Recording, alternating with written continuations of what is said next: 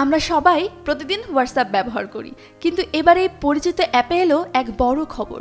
ভারতের জনপ্রিয় উদ্যোক্তা কুণাল শাহ হলেন হোয়াটসঅ্যাপের নতুন প্রধান।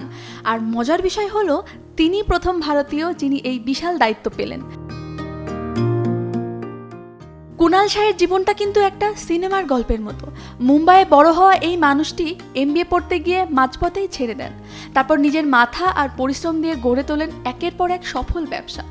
2010 সালে ফ্রি চার্জ দিয়ে শুরু, তারপর 2018 সালে নিজের পকেটের টাকা দিয়েই শুরু করেন সিআরইডি। সিআরইডি হলো এমন একটি অ্যাপ যেটা মানুষকে সময় মতো ক্রেডিট কার্ডের বিল দেওয়ার জন্য পুরস্কার দেয়। পদ্মা সেতু, মেট্রো রেল এবং এলিভেটেড এক্সপ্রেসওয়ে নির্মাণের গর্বিত অংশীদার বসুন্ধরা সিমেন্ট।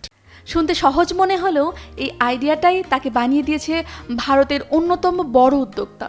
মাত্র কয়েক বছরে সিআরইডিতে যোগ দেন 1,70,00,000 সদস্য।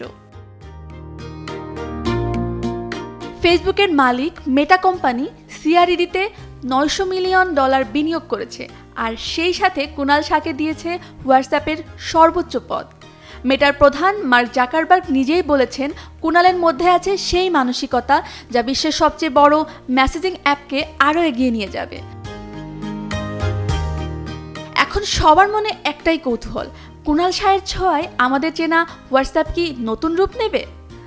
উত্তরটা পেতে হয়তো বেশি দিন অপেক্ষা করতে হবে না।